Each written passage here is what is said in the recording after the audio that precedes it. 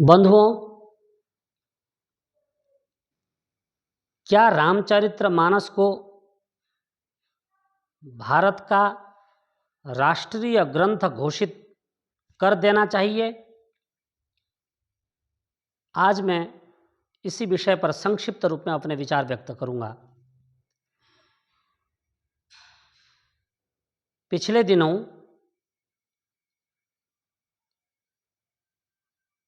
रामभद्राचार्य जी ने भारत के यशस्वी प्रधानमंत्री जी के सामने एक मांग रखी। रामचरितमानस को भारत का राष्ट्रीय ग्रंथ घोषित कर दीजिए।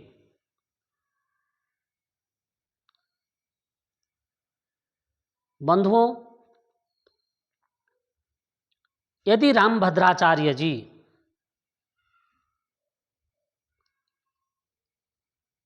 चारों वेदों के मूल जो संहिताएं हैं, ऋग्वेद, यजुर्वेद, सामवेद और अथर्ववेद की मूल 4 संहिताएं, जिनको हमारे ऋषियों ने स्वतः प्रमाण कहा है, यदि रामभद्राचार्य जी इन चारों वेदों को भारत के राष्ट्रीय ग्रंथ घोषित करने की मांग रख देते तो कितना अच्छा होता। परंतु रामभद्राचार्य जी ने श्री रामचरितमानस को राष्ट्रीय ग्रंथ घोषित करने की मांग रखी है, जो कि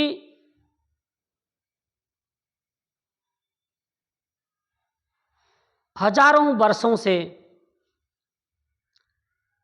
इस भारत की पहचान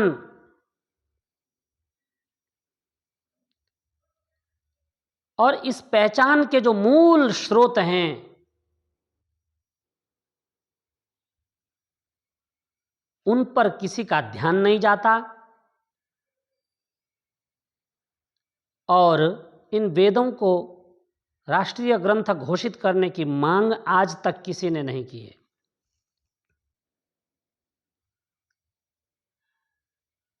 वेदोखिलो धर्म मूलम स्मृतिशीले च तद्विदाम आचारश्चैव साधूनाम आत्मानस्तुष्टिरेव च। अखिलो धर्म मूलम वेदः, जो समस्त संपूर्ण धर्म के जो मूल स्रोत हैं वे वेद हैं।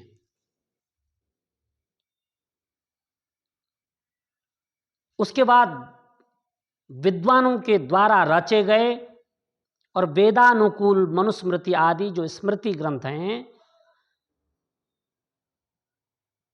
वे भी धर्म के मूल स्रोतों में आते हैं। और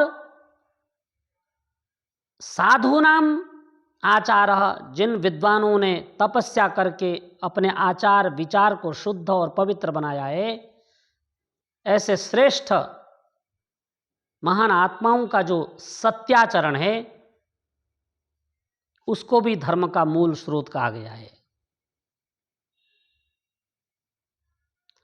और अपने आत्मा की संतुष्टि को भी धर्म का मूल स्रोत कहा गया है। और इसको स्पष्ट करते हुए महाराज मनु ने कहा है,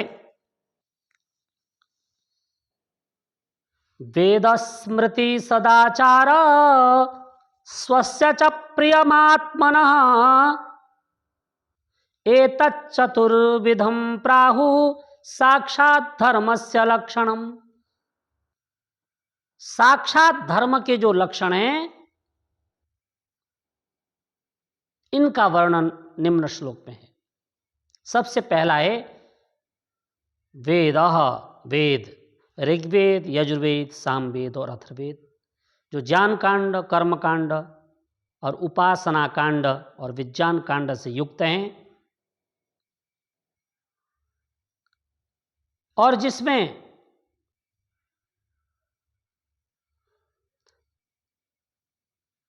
त्रयी विद्या का वर्णन है। वेदस्थ त्रयी विद्या, ज्ञान, कर्म और उपासना।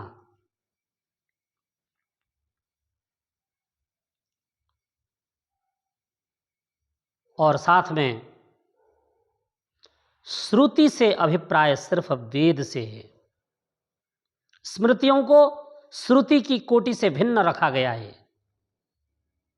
इसलिए जो ईश्वरीय वाणी है वो सिर्फ वेद हैं, मूल 4 संहिताएं, शाखाएं नहीं, मूल संहिताएं।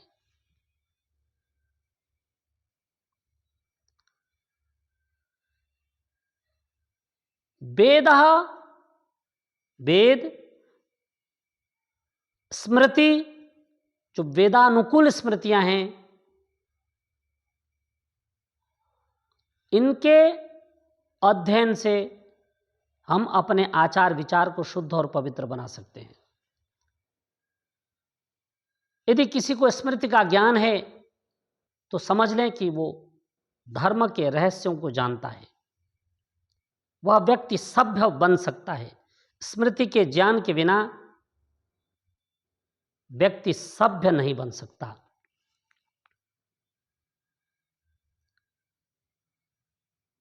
और सदाचारः, धर्म का जो तीसरा स्रोत है वो सदाचार है। और सदाचार के लिए जो आप्तजन हैं, जो श्रेष्ठ महात्मा हैं, जो श्रेष्ठ साधु हैं, श्रेष्ठ जो विद्वान हैं, इन्होंने जो तपस्या से अपना आचरण शुद्ध किया है, उस आचरण के ग्रहण से हम भी शुद्ध बन सकते हैं। और धर्म का चौथा स्रोत है अपने आत्मा की संतुष्टि, स्वस्य च प्रियमात्मना। तो धर्म के 4 मूल स्रोत: प्रथम वेद का अध्ययन अध्यापन, दूसरा स्मृति का अध्ययन अध्यापन, तीसरा सदाचार का पालन, और चौथा अपनी आत्मा की संतुष्टि। अपने आत्मा को प्रिय लगने वाले कार्य किए जाएं। और सभी का आत्मा प्रिय कार्य नहीं कर सकता, हित कार्य नहीं कर सकता। इसके लिए तप करना पड़ता है।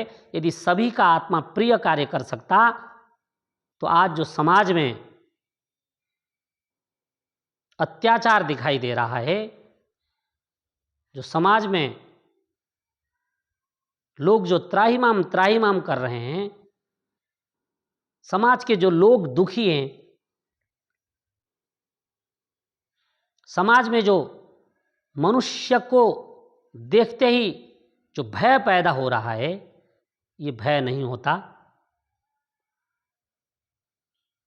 यदि प्रत्येक आत्मा हित कार्य करता तो।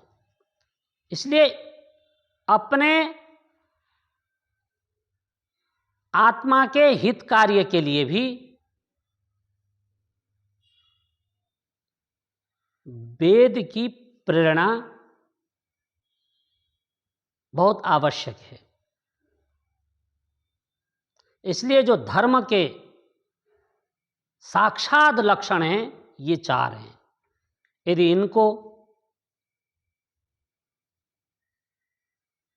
पढ़ करके अपने जीवन में उतारा जाए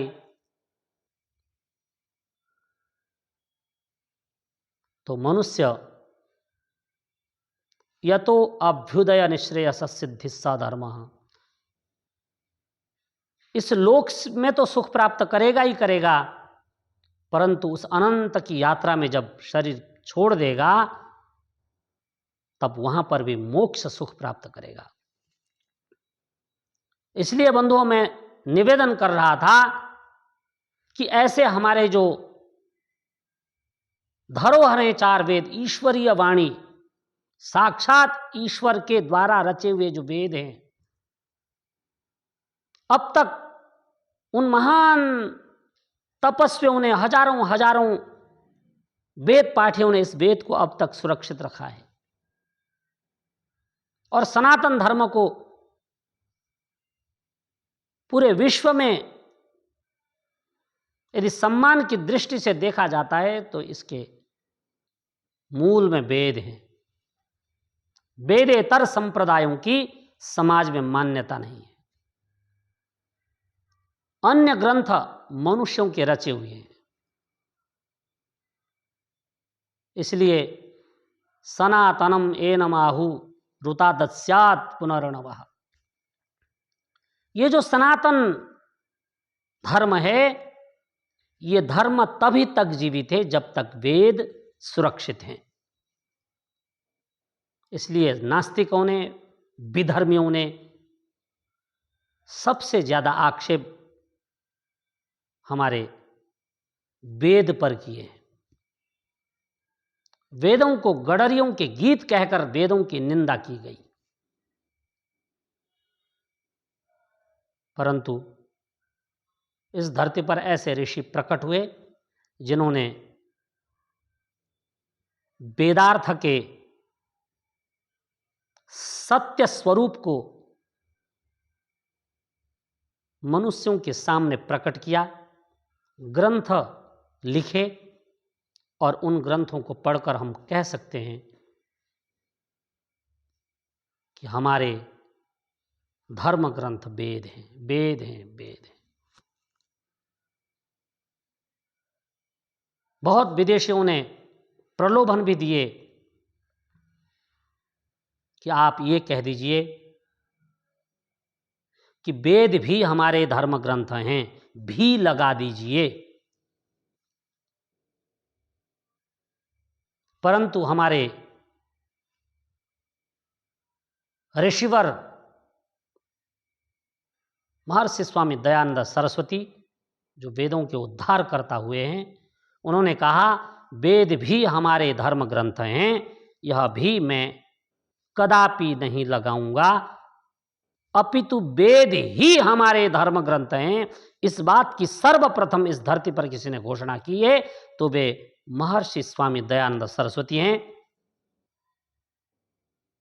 जिन्होंने आर्य समाज की स्थापना की और कृण्वन्तो विश्वमार्यम का नारा देकर के समस्त मनुष्यों को वेद ज्ञान देने की घोषणा की, विश्व को श्रेष्ठ बनाने की घोषणा की।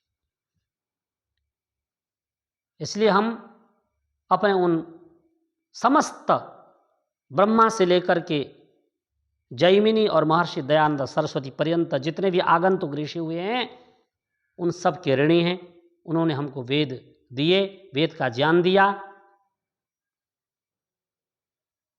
अंत में इतना ही कहना चाहता हूं कि यदि मांग करनी है तो आप सब वेदों को राष्ट्रीय ग्रंथ घोषित करने की मांग करें। आज के लिए इतना ही। धन्यवाद।